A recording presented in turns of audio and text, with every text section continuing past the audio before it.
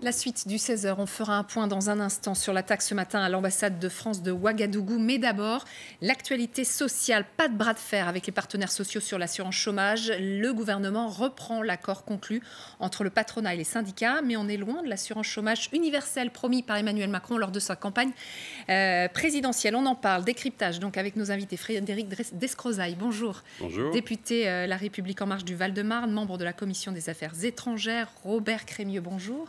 Vous êtes porte-parole du Mouvement national des chômeurs précaires et Frédéric Delpech de notre service politique est également avec nous. Bonjour Frédéric. Bonjour. Alors d'abord, on va faire un point sur les mesures retenues. De quoi parle-t-on précisément? On fait le point avec Catherine André.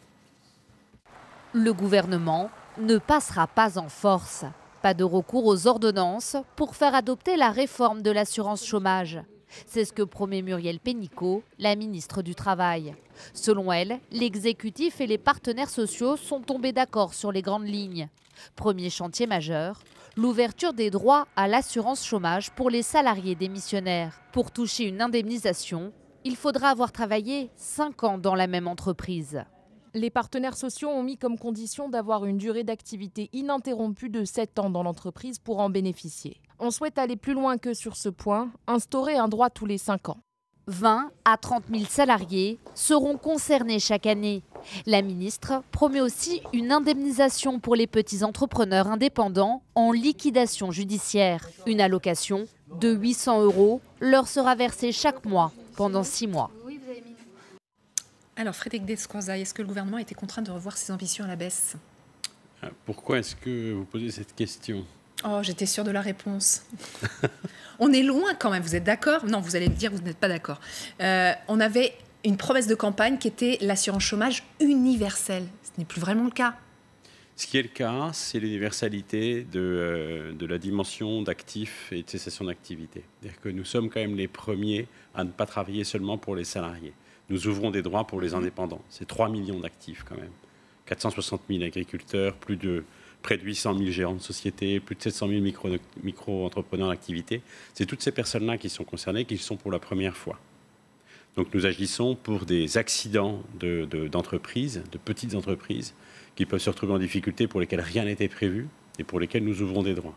Et nous ouvrons des droits aussi pour, et ça c'est complètement nouveau quand même, nous agissons aussi pour les gens qui souhaitent simplement changer de carrière, changer de métier. Là, vous les accompagnez, vous les aidez. Robert Crémieux, donc c'est la première fois qu'un gouvernement offre de nouveaux droits. Réponse. Bon, écoutez, je crois que ces nouveaux droits, il faut les mettre en perspective avec effectivement ce qui était annoncé.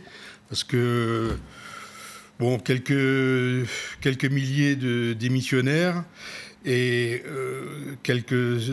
pas tous, quelques indépendants, on s'en félicite, c'est très bien, mais en quelque sorte, de ce point de vue-là, l'élargissement des droits, ça a fait pchit, parce que un chômeur sur 2 n'est pas indemnisé aujourd'hui, donc l'élargissement en question ne répond pas du tout aux problèmes d'aujourd'hui. Voilà, l'élargissement des droits, on attendait beaucoup et on ne voit pas venir grand-chose. Bon, déception, vous l'entendez? Oui, bien sûr, j'entends. Et nous avions promis le principe et je conçois qu'il puisse y avoir une déception de se dire il y a peu de choses. Vous savez bien qu'on raisonne quand même dans un exercice contraint, c'est-à-dire qu'on ne peut pas... on ne peut pas financer au-delà d'un certain équilibre budgétaire et il y a quand même l'espoir, là, ce que nous ouvrons des portes que nous espérons pouvoir agrandir dans les années qui viennent avec une situation qui va s'améliorer. Donc les droits s'accompagnent de réformes à venir sur l'apprentissage et la formation. Ce n'est qu'une première étape. C'est un début, c'est-à-dire que c'est quand même, encore une fois, j'insiste, quelque chose qui n'avait jamais été fait, de penser à ces actifs-là. Des actifs qui n'étaient juste pas concernés par ces questions-là. C'est-à-dire que ça fait pendant des années, on a géré la question de l'emploi, du chômage, dans le cadre restreint de l'idéal de l'emploi à vie dans la même entreprise et dans le dialogue paritaire qui concernait les syndicats représentant les salariés et puis les chefs d'entreprise. Là, on ouvre sur des expériences qui sont nouvelles. Je suis sûr que vous en connaissez, des gens qui ont été actifs, salariés, qui avaient un CDI, qui se retrouvent pour une raison ou pour une autre sans activité et puis qui se disent pourquoi pas moi, qui créent leur entreprise. Et c'est angoissant aujourd'hui. On prend tout le risque et on n'a rien. Là, nous ouvrons une possibilité. C'est une forme d'encouragement à dire on peut changer de métier, on peut changer d'avis, on peut faire des expériences et nous récompensons la prise d'initiative et les risques. Ça, sur ce cas concret, effectivement, vous en connaissez peut-être qui se disent enfin ça va être oui, plus souple, bien plus sûr, facile. j'en connais. Je connais aussi beaucoup de jeunes de moins de 25 ans qui n'ont aucun droit au chômage. Et on sait qu'aujourd'hui, les jeunes sont particulièrement touchés par le chômage. Donc, il aurait peut-être fallu commencer par ça. Par ailleurs, bon, effectivement, au jour d'aujourd'hui, on ne sait absolument pas si cet élargissement va toucher, par exemple, les travailleurs de chez Uber ou les cyclistes de Deliveroo. En fait, Non, dit Frédéric Delpech. On sait que non. On sait que non. Bah voilà, donc voilà. vous avez la réponse. Donc j'ai la réponse. Vous posez la question, mais en fait, vous avez déjà la réponse. On sait que ce dispositif destiné aux indépendants ne touchera à peu près que 30 000 indépendants, donc, parce qu'il y a des conditions extrêmement restrictives. Hein, on les a évoquées. Il faut bien sûr d'abord mettre son entreprise en liquidation judiciaire, que cette entreprise ait fait un bénéfice de 10 000 euros par an, bon, ce qui est quand même une somme conséquente. Bref, Ça veut dire que les plus faibles revenus sont exclus. Tous les petits entrepreneurs, par exemple les livreurs à vélo ou les chauffeurs Uber, ne pourront pas en bénéficier, bien évidemment. Ça concerne des salariés, enfin pas des salariés, pardon, des entrepreneurs qui ont des petites entreprises un peu plus conséquentes. Donc on le voit, c'est quand même extra. Vous citiez les chiffres du nombre d'indépendants en France, qui est très conséquent, mais là, ça s'est réduit comme peau de chagrin. On parle de 30 000 Regardez ce que personnes qui disait seront effectivement concernées. Emmanuel Macron dans son programme de campagne. Donc sur les indépendants, nous permettrons à tous les travailleurs d'avoir droit à l'assurance chômage. Les artisans, les commerçants, indépendants, entrepreneurs, professions libérales et agriculteurs disposeront comme les salariés de cette protection. Tous, donc, ne sont pas concernés. Tous le sont dans le statut. Maintenant, effectivement, je ne vais pas me battre on pourrait discuter de ce qui a été entendu. Vous savez bien que ça ne serait pas raisonnable. On ne peut pas appliquer de manière indifférenciée, sans aucun critère. Ça a été promis par Emmanuel Macron pendant sa campagne. Oui, Emmanuel Macron avait un programme déraisonnable alors. Ce qui était promis, non, ce qui était promis, c'était le fait de l'ouvrir à ces statuts-là. Et le fait est que personne n'est laissé de côté en tant que statut, c'est-à-dire micro-entrepreneurs, agriculteurs, petits artisans et commerçants sont concernés. C'est vrai que c'est restrictif et encore une fois, c'est une porte qui est ouverte, c'est-à-dire que nous agissons pour que la situation s'améliore sur le champ de l'emploi, pour que ça soit plus fluide, pour que ça soit moins mal vécu, moins angoissant que de perdre une activité pour pouvoir en retrouver une autre. Vous connaissez, vous travaillez pour les gens qui sont en situation de chômage. Il y a aussi énormément d'actifs qui sont en entreprise et qui n'osent pas s'avouer eux-mêmes qu'ils ont envie de faire autre chose parce qu'ils se disent que je le garde et je ne prends pas ce risque-là. Ce que nous ouvrons, c'est la possibilité de se dire pourquoi pas. Et effectivement, dans l'espoir d'élargir. Pour ce qui concerne les indépendants, il y a une double déception quand même, parce qu'on voit par exemple le syndicat des indépendants qui a réagi aujourd'hui et qui s'estime d'abord d'une part déçu par l'ampleur de la mesure qui est, comme on l'a dit, très restrictive, mais qui se dit aussi inquiet de la taxation future des contrats courts, parce que vous savez que les petites entreprises utilisent beaucoup de contrats courts. Donc là, ils ont le sentiment d'avoir été un peu dans un marché de dupes. On leur a promis beaucoup de choses pour ces indépendants et au final, ils ne seront pas très bien indemnisés au niveau du chômage et en plus, ils auront peut-être des restrictions supplémentaires sur les contrats courts. Qu'est-ce que vous leur répondez ? Deux choses. D'une part, j'insiste, c'est-à-dire que j'entends cette déception et elle est compréhensible. Il reste que nous faisons quelque chose qui n'a jamais été fait. C'est-à-dire que nous ouvrons, et la promesse est tenue à ces actifs, je le répète, mais j'insiste parce que la réaction de dire c'est nul, c'est pas assez, c'est rien du tout, elle ampute complètement le fait que c'est complètement nouveau, que ça n'avait jamais été fait. Jusque-là, il avait juste été question de conditions de chômage qui ne concernaient qu'une catégorie d'actifs. Donc ça, c'est quand même nouveau. J'entends que ça peut être déçu, parce que, mais célébrons quand même ce qu'il y a de positif avant de critiquer l'ampleur de la mesure. Deuxième point, sur la taxation des contrats courts. Je ne sais pas, vous voyez bien que la ministre a renvoyé ça aux négociations de branche, avec l'idée de dire, si vous n'y arrivez pas, on prendra nos responsabilités. Ils ont quand même jusqu'en décembre. Alors, ce que vous avez dit est vrai, c'est-à-dire qu'il y a beaucoup de secteurs, hôtellerie, restauration, alors art et spectacle, n'en parlons pas, mais beaucoup de secteurs de services où le recours aux emplois courts est quelque chose qui relève même de l'activité. Et quand il y en a une très grosse entreprise, elle peut gérer ça en interne. Il y a des clauses contractuelles qui permettent des rotations, permettent de pallier des absences, des imprévus, pratiquement à 2 heures près. Et puis, dans les petites entreprises, ils n'ont pas le choix, ils ont des recours assez systématiques aux emplois courts. Ça, il faudra en tenir compte, les branches en tiendront compte dans les activités. Il faudra réfléchir aux actifs qui sont prisonniers de ce système-là. Et nous en connaissons, vous en connaissez, ça existe, des actifs et des entreprises qui multiplient le contrat très court. C'est les mêmes personnes qui sont concernées dans la même entreprise de manière régulière. Et ça, il faudra que les branches s'y attaquent, effectivement. Alors, écoutez, d'abord, je n'ai pas dit que c'était nul. Si les agriculteurs, par exemple, bénéficient de nouvelles mesures, c'est très bien, parce qu'aujourd'hui, c'est une catégorie de la population qui souffre beaucoup. C'est pas la seule, d'ailleurs.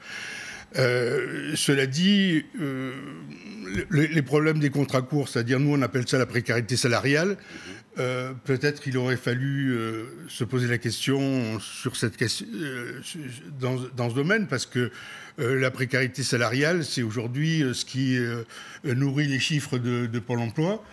C'est ce qui fait une grande difficulté, parce que on nous dit le chômage baisse, mais en réalité le chômage baisse à plein temps, mais c'est remplacé par la précarité salariale, c'est-à-dire des personnes qui sont embauchées pour une semaine, pour un mois, etc. Donc, de notre point de vue, il n'y a pas du tout de baisse du chômage si on prend en compte les contrats précaires. Et finalement, qu'est-ce qui reste ? Il reste quelque chose, malgré toutes les annonces de M. Macron, c'est le problème du contrôle des chômeurs et des sanctions. Alors là, c'est certainement pas nouveau. Hein. Sur les sanctions, vous parlez des fraudeurs, un serpent de mer. Sur les sanctions, c'est pour les fraudeurs ? Sur les contrôles ? Parce que Muriel Pénicaud, quand même, a tenu à faire un point, donc c'était lors de son point presse ce matin, elle a parlé effectivement des fraudeurs. On va l'écouter, vous nous direz ce que vous en pensez. Je suis persuadée, et pas uniquement par conviction, par preuve, que la très très grande majorité des demandeurs d'emploi, ils n'ont qu'un but, c'est de trouver un emploi. Par contre, il y a une minorité de fraudeurs et de gens qui, non seulement abusent du système qui est payé par la collectivité, par la mutualisation, garantie par l'État, donc finalement l'argent de tout le monde, mais aussi découragent les autres ou donnent une mauvaise image. Donc, comme pour l'URSSAF, comme pour les impôts, il n'y a pas de raison que les fraudeurs, qui sont une petite minorité, ne soient pas, continuent à être payés par l'assurance chômage. Vous êtes d'accord avec le constat ? Écoutez, si c'est une toute petite minorité, pourquoi autant de bruit ? Pourquoi le président de la République lui-même, après d'autres, et notamment M. Sarkozy, ont fait de cette question une question qui serait centrale ? Non, pas du tout. On nous parle de sanctions en plus. Bon, vous savez, la première sanction qui vise les chômeurs, c'est le chômage. Donc, à partir de là... Ils sont déjà sanctionnés pour vous, c'est ça ? Ah ben bien sûr, mais vous savez, je crois que personne ne me démentira, le chômage c'est une sanction, bien sûr. C'est une sanction qui est très mal vécue par les personnes qui sont au chômage et qui n'ont qu'un désir, c'est de retrouver un emploi. Frédéric Descrozaille ? 2 choses. D'une part, c'est plus au-delà de la petite minorité qui est concernée, il y a un vrai problème d'image. Politiquement, moi, à titre personnel, j'en ai assez d'entendre les rangs de ceux qui disent « nous sommes dans un pays d'assistés, c'est absolument scandaleux, il y a des gens qui en profitent, et il faut revoir tout ça, et puis chacun prend ses responsabilités, puis tant pis pour eux ». Et de l'autre, une forme de population, ben non, les pauvres, il faut les aider, ils sont au chômage, les premières sanctions, c'est l'inactivité, etc. Pour sortir de là, il faut reconnaître les choses. Il y a une petite minorité qui fait du tort, ne serait-ce que parce que le débat est régulièrement placé au centre des affaires politiques, et donc traitons-le. C'est-à-dire que oui, c'est scandaleux qu'il y ait des gens qui en profitent, c'est clair, c'est une forme de fraude. Enfin, c'est une fraude. C'est un peu comme des resquilleurs qui profitent de l'effort de tous les autres, chacun pour lui-même. Donc, c'est important, ça, de le sanctionner, absolument. Maintenant, c'est une petite minorité. En termes d'image, les dégâts sont considérables. Et puis, il y a aussi une part de ceux qui ne resquillent pas, ceux qui ne sont pas des fraudeurs, qui ne sont pas concernés par ce que vient de dire la ministre. Mais il est important, dans l'accompagnement et dans le contrôle, d'être exigeant vis-à-vis d'eux-mêmes. Ça, je suis sûr que vous le savez, parce que vous les accompagnez. Quelqu'un qui se retrouve au chômage, la première chose qui est abîmée, c'est l'estime de soi. Pour qu'il reprenne goût, qu'il croit en lui-même, qu'il se demande quoi faire, il a moins besoin de compassion que d'être secoué avec bienveillance. Mais il a besoin qu'on lui dise, il faut que tu y crois, lève-toi, quel est ton projet, définis-le.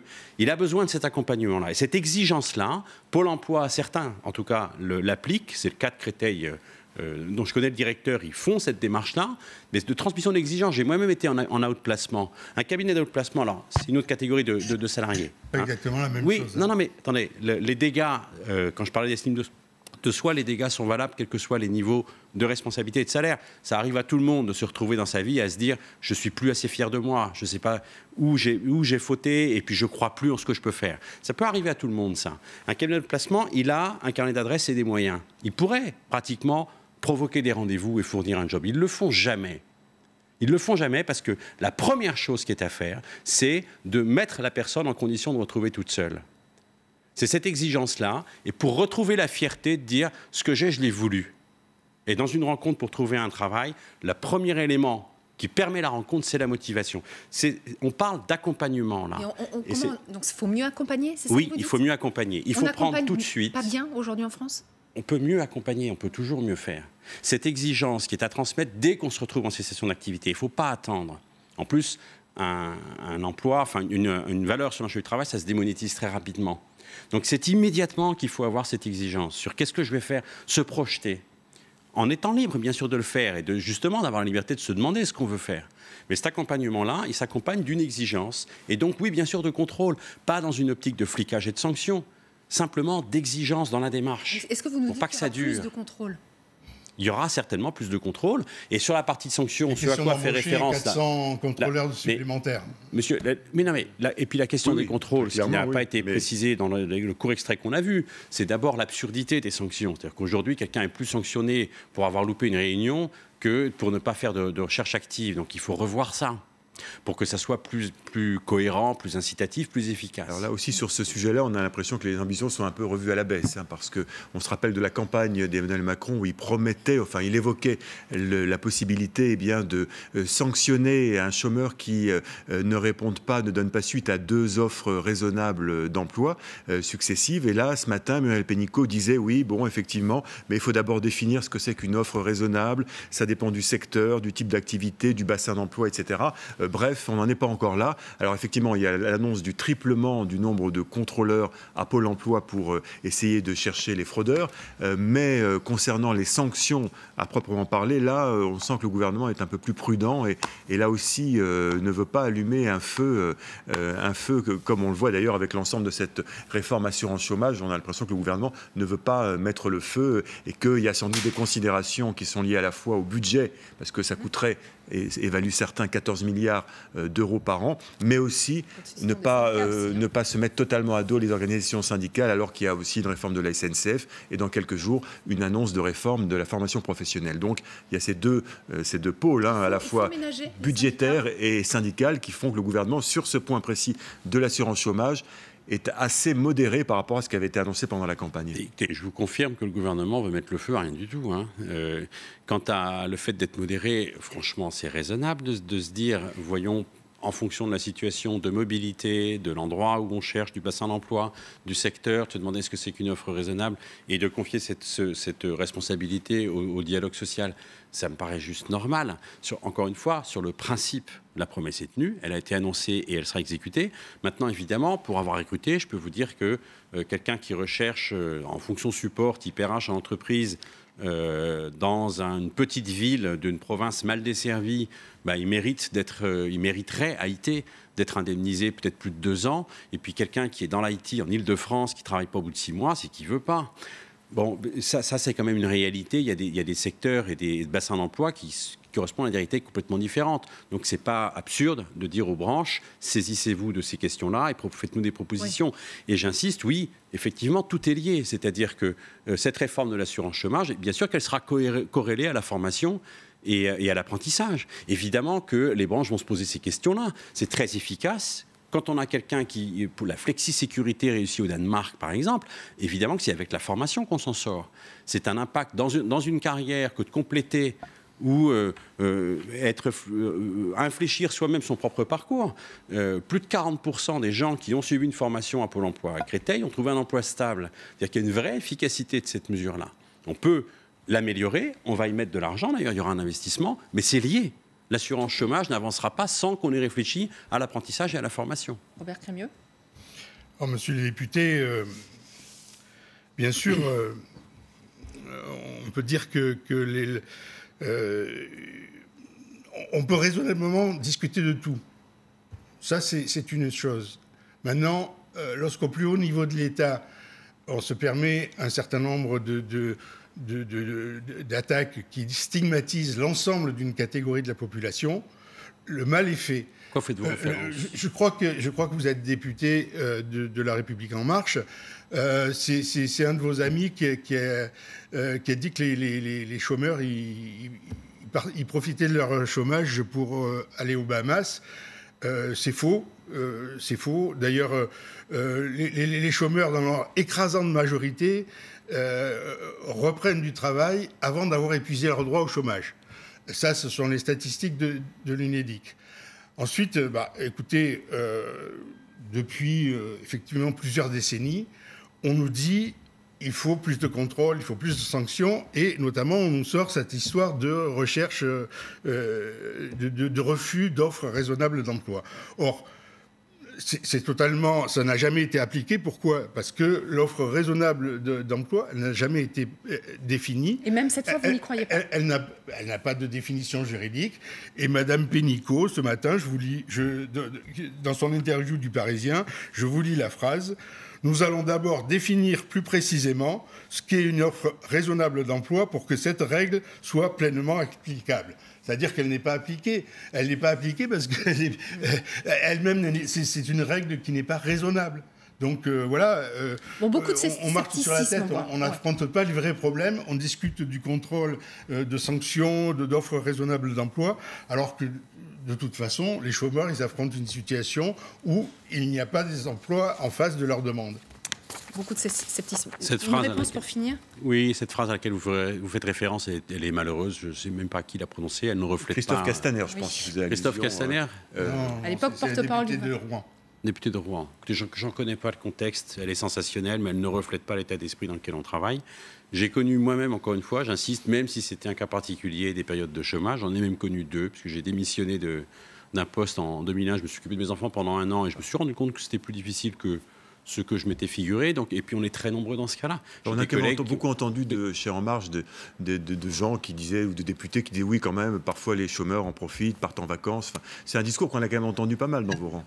Écoutez, je ne pense vraiment pas que ça caractérise le groupe parlementaire ni le mouvement. Par ailleurs, je disais qu'on pouvait raisonnablement parler de tout. Le problème, c'est que nous demandons à être consultés sur une réforme qui est quand même importante pour la vie quotidienne des chômeurs. Alors, si vous pouvez vous faire l'interprète de notre demande auprès de la ministre pour qu'effectivement nous soyons consultés en tant qu'organisation de chômeurs, ce sera fait. Je la remercie. Merci beaucoup d'être venu sur le plateau de LCI pour nous parler de cette réforme de l'assurance chômage qui est maintenant lancée.